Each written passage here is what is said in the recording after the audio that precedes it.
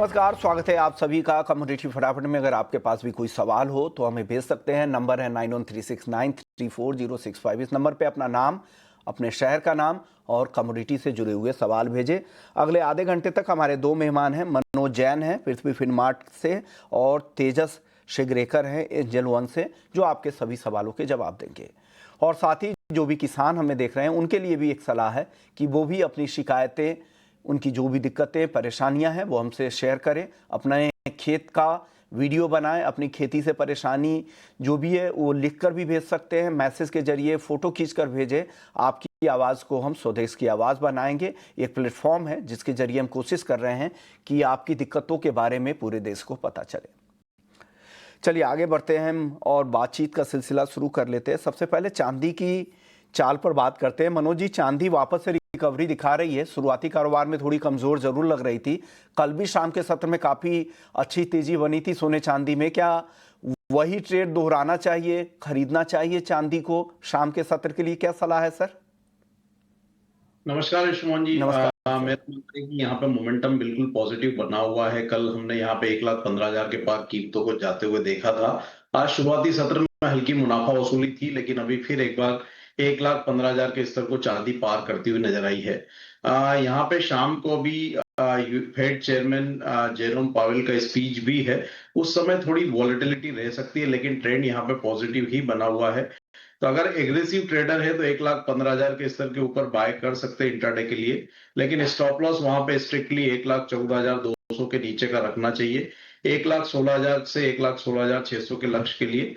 वहीं अगर यहाँ पे अगर निवेशक हैं तो थोड़ा डिप का वेट करें। 1,13,500 के आसपास के स्तर मिले तो वहां बाय करना चाहिए 1,12,200 के स्टॉप लॉस से।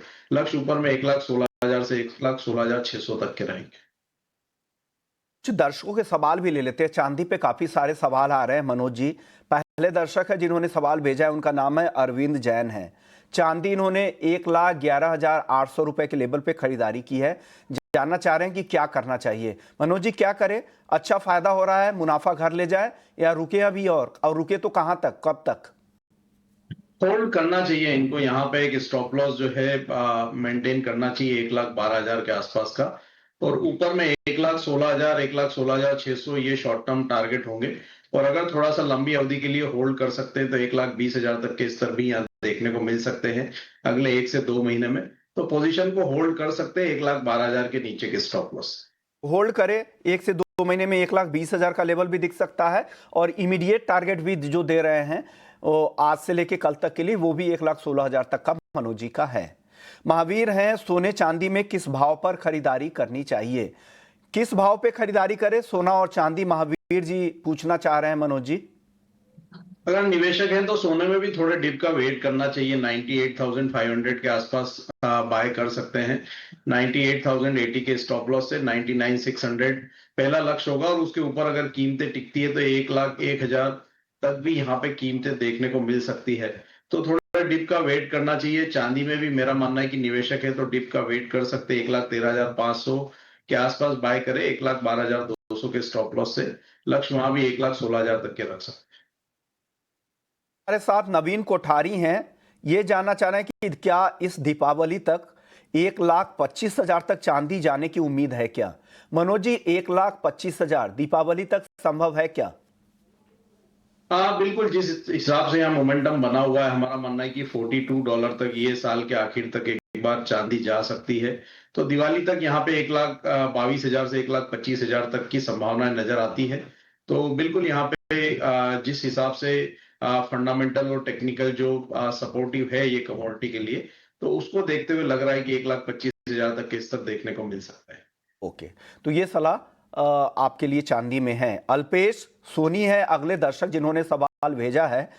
गोल्ड मिनी में किस भाव पर खरीदारी करने की सलाह होगी? तेजस जी बताइए, गोल्ड मिनी किस भाव पे अल्पेश जी को खरीदना चाहिए?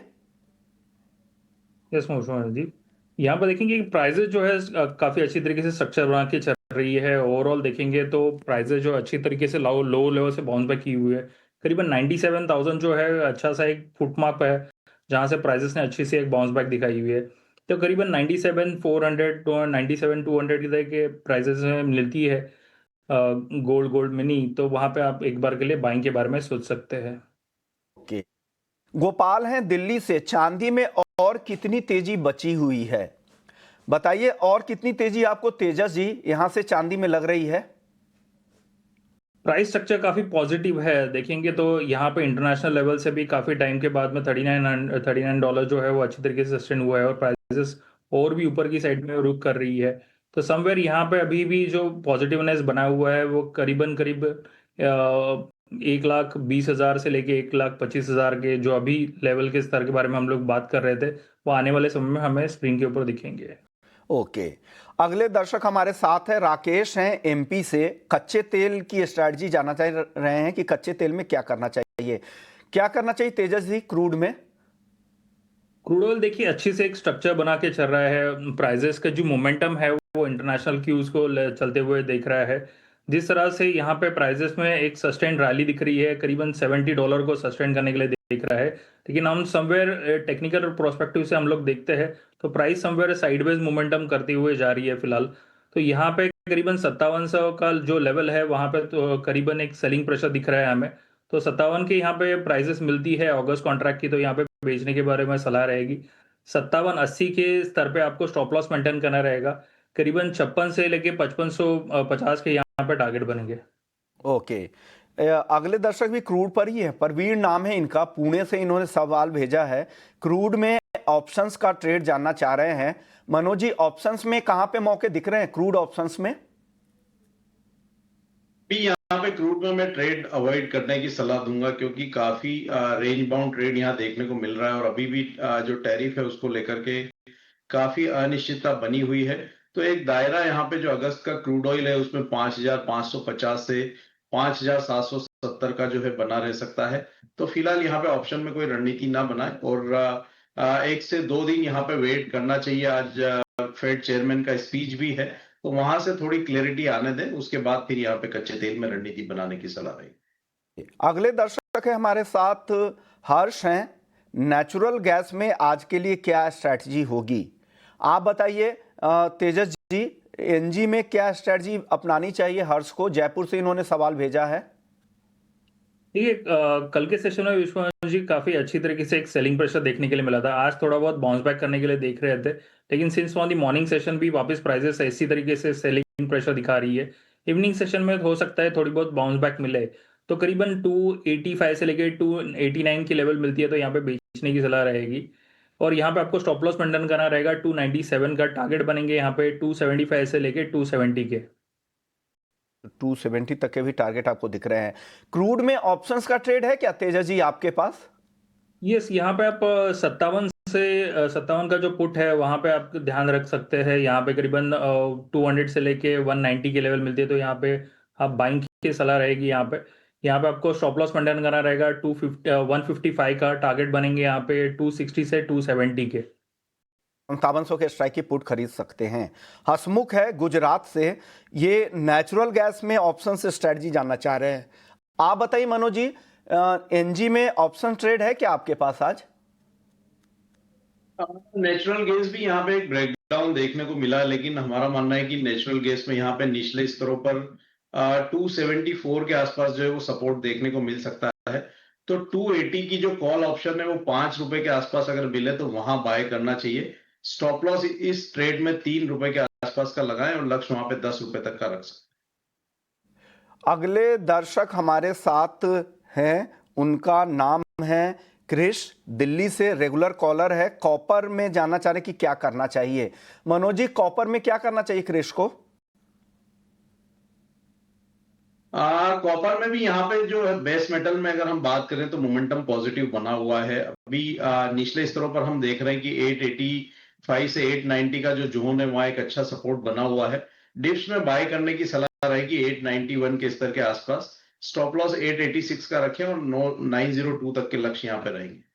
186 का ऐसे लगा लें, 902 तक के टारगेट संभव यहाँ पे दिख रहे हैं आपको। ओवरऑल कॉपर के अलावा कहीं और भी कोई टॉपिक है क्या मनोज जी बेस मेटल्स में? यहाँ पे जिंक में भी अगर थोड़ा डिप आता है 264 के आसपास तो जिंक भी बाय किया जा सकता है 261 के स्टॉप लॉस से। 272 तक के स्तर वहां भी देखने को मिल सकते हैं। आप बताइए तेजस जी, आपका आउटलुक क्या है बेस मेटल्स को लेकर, और यहाँ से टॉप ट्रेड क्या है आपकी तरफ से? यहाँ पे कॉपर को हम लोग देख रहे हैं कि काफी एक मुनाफा वसूली के दायरे में जाने के लिए कोशिश कर रहा है। यहाँ पे प्राइसेस काफी लोअर लेवल से अच्छी तरीके से बाउंस बैक करते हुए चल रहे थे। तो समवेयर ये 896 के लेवल्स के यहाँ पे 898 99 98 के यहाँ पे मिलता है। एक बार के लिए आप सेलिंग के बारे में सोच सकते हैं। 899.60 का यहाँ पे स्टॉप लॉस मेंटेन करना रहेगा। 888 के यहाँ पे टारगेट बनेंगे। ओके, अगले दर्शक है शेख खाजा हैं, हल्दी का प्राइस आउटलुक जानना चाह रहे हैं। मनोज जी, हल्दी का प्राइस आउटलुक क्या है? हालांकि आज हल्दी संभलने की कोशिश कर रही थी, करीब आधे पौन % की तेजी के साथ बंद हुई है। आगे की चाल कैसी दिख रही है हल्दी की? हल्दी में यहाँ पे एक ऊपरी लेवल्स पर रेजिस्टेंस बना हुआ है विश्वमोहन जी, और जब तक कीमतें 13,650 के स्तर के ऊपर क्लोजिंग नहीं देती है, तब तक हमारा मानना है कि यहाँ पे कोई ट्रिगर है नहीं तेजी के लिए। 12,800 से 13,650 का एक रेंज यहाँ पे बना रह सकता है। तो हल्दी का ये आउटलुक है। इसके अलावा धनिया और जीरा, ये दोनों काउंटर आपको कैसा दिख रहा है? क्योंकि धनिया देखिए हल्की तेजी है, और जीरे में आज दबाव दिखा है, शुरुआती तेजी गायब हो गई और वापस से 19,300 के नीचे जीरा अगस्त बाद आ गया है। मनोज जी, धनिया और जीरे पर आपकी राय क्या है? धनिया यहाँ पे स्पाइस में एक टॉप परफॉर्मिंग कमोडिटी बन के उभरी है पिछले कुछ सेशंस में, और हम देख रहे हैं कि एक अच्छा ट्रैक्शन वहां बना हुआ है। इसमें बाय की सलाह रहेगी अगस्त कॉन्ट्रैक्ट में 7,700 के स्तर पर। स्टॉप लॉस यहाँ पे 7,580 का रखना चाहिए, लक्ष्य 8,050 तक के रखे जा सकते हैं। जीरा में भी हमारा मानना है कि 20,200 के ऊपर जब तक कीमतें सस्टेन नहीं होती है, यहाँ पे भी कोई पॉजिटिव मोमेंटम बनता हुआ नजर नहीं आएगा। तो एक रेंज जो है 18,800 से 19,700 की शॉर्ट टर्म में बनी रह सकती है। ओके, यानी 18,800 19,700 ये रेंज है। नीचे में 18,800, ऊपर में 19,700 नियर टर्म का रेंज है जीरे का। लेकिन धनिया क्लियर कट यहाँ पे स्टैंड आउट होता दिख रहा है। 8,050 के टारगेट के लिए धनिया खरीदने की सलाह मनोज जी की तरफ से आ रही है। 7,700 के लेवल पे खरीदे, 7,580 का स्टॉप लॉस भी यहाँ पर लगा ले। ग्वारसीड ग्वारगम ये दोनों सुस्त आज थे। 5,230 के आसपास ग्वारसीड की क्लोजिंग है, 9,714 पे ग्वारगम की। इन दोनों पर मनोज जी क्या राय है? वही दायरा यहाँ भी बना हुआ है विश्वमोहन जी, और अगर अपने निचले सपोर्ट्स लेवल 5,150 के आसपास ग्वारसीड का अगस्त वायदा आता है, तो वहां पे फिर एक बार बाइंग की जा सकती है 5,050 के स्टॉप लॉस से, ऊपर में 5,350 तक के लक्ष्य के लिए। ग्वारगम में हमारा मानना है कि दायरा यहाँ भी बना रहेगा, और जो रेंज है वो 9,500 से 10,100 की रेंज यहाँ बनी रह सकती है। के कॉटन सीड ऑयल केक 3,150 पे आज क्लोजिंग हुई है, 1% से ज्यादा की गिरावट। क्या आगे की चाल कैसी दिख रही है कॉटन केक की मनोज जी? यहाँ पे एक रेंज है 3080 से 3200 की। 3200 के ऊपर कीमतें सस्टेन होगी तो ही यहाँ बढ़त एक्सटेंड होती हुई नजर आएगी, और नीचे में 3,080 यहाँ पे एक सपोर्ट रहेगा। तो अगर 3,100 के आसपास कीमतें आए तो वहां पे बाइंग जो है वो बनाई जा सकती है 3,044 के स्टॉप लॉस से, ऊपर में 3,200 के लक्ष्य यहाँ रखे जा सकते हैं। सर, एक सवाल कैस्टर पर। कैस्टर में हालांकि आज हल्की तेजी जरूर थी, लेकिन वापस से यहां पर दबाव दिख रहा है। 6,700 के नीचे अभी भी है। क्या लग रहा है, क्या वापस से दबाव बन सकता है क्या कैस्टर पर? यहाँ भी एक रेंज ही देखने को मिल रही है विश्वमोहन जी। हमारा मानना है कि 6,580 से 6,810 का रेंज रह सकता है। तो वर्तमान लेवल पे यहाँ पे कोई रिस्क रिवॉर्ड के लिहाज से कोई ट्रेड अभी समझ में नहीं आता है, तो बेहतर होगा कि ये कमोडिटी को यहाँ पे अवॉइड करना चाहिए। तो अभी कैस्टर को अवॉइड करने की सलाह मनोज जी की राय ये निकल कर आ रही है। चलिए, वक्त है ब्रेक का। ब्रेक के बाद हम रुक करेंगे हमारी अगली सेगमेंट का, खास सेगमेंट का कह सकते हैं, कमोडिटी ऑप्शंस मास्टर क्लास का।